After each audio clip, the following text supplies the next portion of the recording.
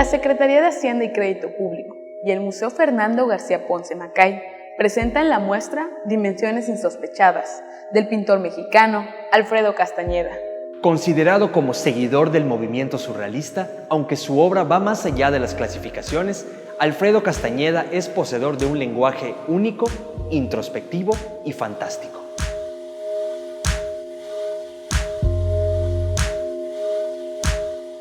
Creo, antes que nada, que la obra de Alfredo Castañeda, como dicen algunos de sus biógrafos, tiene elementos del surrealismo, pero va mucho más allá. En principio, hay que identificar que el surrealismo es un movimiento que nace en las primeras décadas del siglo XX. Es una de las más populares, más conocidas vanguardias del siglo XX, ¿no? Y recordemos artistas que la llevaron muy en alto, como René Magritte o como Giorgio de Chirico, o el mismo Salvador Dalí, que en algún momento se peleó, dice él, con los surrealistas, pero al cual esa fantasía lo acompañó durante toda su vida artística, ¿no? Entonces el movimiento surrealista inicia muy vinculado con expresiones literarias también, y se caracteriza por ofrecernos en una de sus líneas es el surrealismo abstracto, que también tiene su propio lenguaje, y el otro es el surrealismo figurativo. En el surrealismo figurativo encontramos elementos que son reconocibles, pero que su reunión, el verlos juntos, nos sorprende. Nos parece inaudito, nos parece insólito, y por esa razón nos llama la atención. Es como convocar a un sueño o a una pesadilla sobre el lienzo, es reunir elementos que normalmente no son posibles. Por eso en una pintura de Dalí, por ejemplo, puede aparecer un tigre volando del cielo, debajo una mujer desnuda, un elefante con patas de jirafa, y cosas que normalmente no están así. Las jirafas sí, los elefantes sí, las mujeres y los tigres, pero esa reunión de elementos es la que es imposible. Entonces, la obra de Alfredo Castañeda tiene elementos así. Hay una imagen en la que él se autorretrata con su cuerpo desnudo, hecho prácticamente un nudo en una posición que ni el mejor contorsionista podría hacer, por ejemplo, ¿no? En otra tiene una especie de alas u orejas de mariposa, ¿no? De algún insecto. Y hay otros elementos que observamos en su trabajo que hacen que nos lleven a pensar esa vinculación con el movimiento surrealista, ¿no? Es real, pero es imposible. Parece real, pero no puede ser.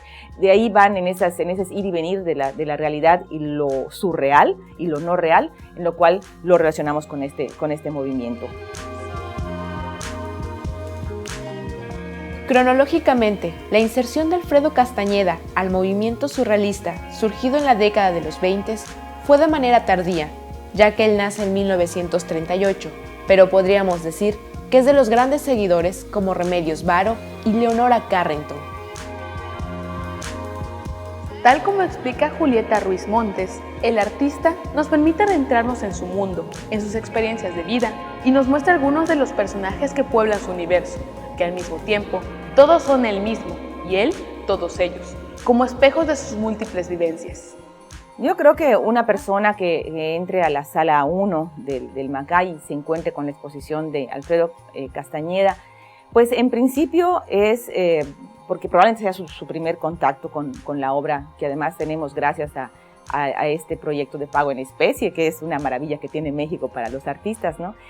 Yo creo que lo que puede hacer el espectador cuando entres, el primer contacto con cada obra, reconocer el elemento principal. Destaca siempre un elemento principal, que en la mayoría de los casos es él, es el mismo Alfredo en su autorretrato, y ver qué le está pasando a ese personaje. Él dice que sus autorretratos son una indagación en el yo, que es él y que va cambiando. Entonces, tratar de ver quién es en ese momento, ese Alfredo Castañeda que él nos quiere proponer, y a ver si logra realmente hacerlo, ¿no? Observamos el contexto de cada cuadro, generalmente es un contexto neutral o de soporte a esa figura central. Muchas veces hay una figura central que protagoniza la imagen, y ver lo real, lo fantástico, y cómo se reúnen lo real y lo fantástico en cada obra. Pienso que, como muchos artistas dicen, que mi obra hable por mí, ¿no?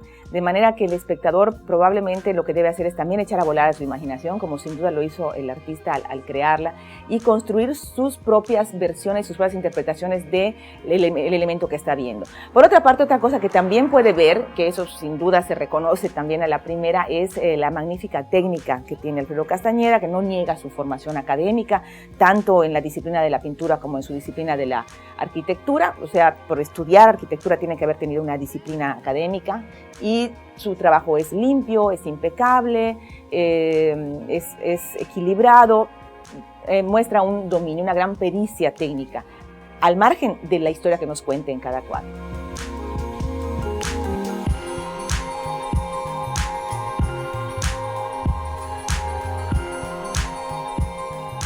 En una entrevista que le hicieron al pintor, declaró que algunas personas le decían que sus personajes eran muy dulces, pero otras le decían no puedo vivir con ellos, y a los 3 días regresaba a la obra que le había comprado. Les daba miedo.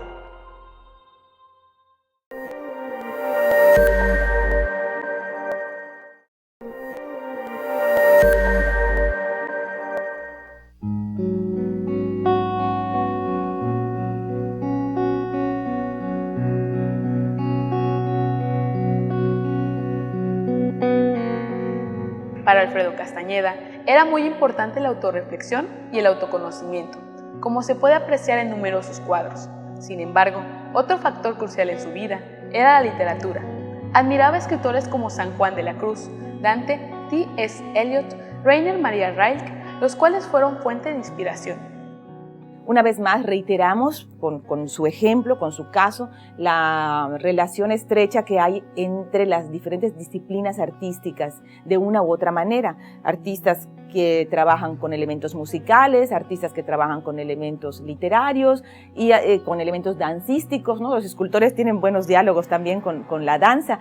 Y, en fin, siempre hay ese tipo de relaciones. Digo, recientemente, por poner un ejemplo, en Yucatán se escuchó la 9ª Sinfonía de Beethoven, interpretada por la Orquesta Sinfónica, con la cual trabajó Gustav Klimt, un friso, el friso Beethoven, que está relacionado con la 9ª Sinfonía. Entonces, siempre hay ese tipo de relaciones. En el caso de Alfredo Castañeda, llama la atención que, siendo un buen lector, él haya tenido siempre elementos literarios presentes, sin necesariamente ilustrar esos temas literarios en su pintura.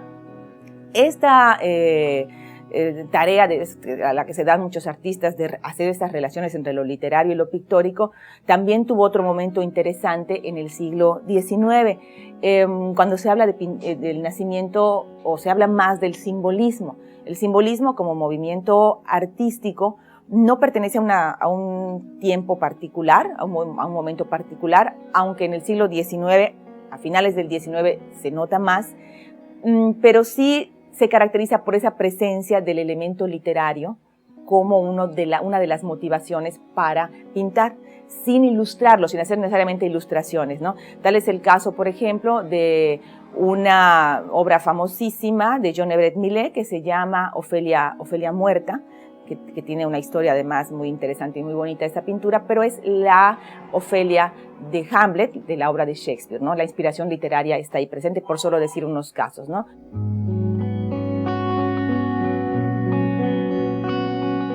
Los libros eran todo un cosmos de posibilidades para el artista. Llegó incluso a utilizar las cubiertas de libros viejos como soporte de sus obras.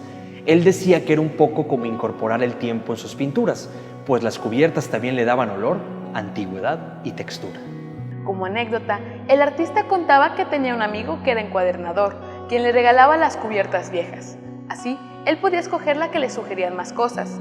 También, el propio artista consideraba que cada vez se acercaba más a la pintura objeto, la cual no se puede trasladar con una imagen, sino que tiene un espesor y textura.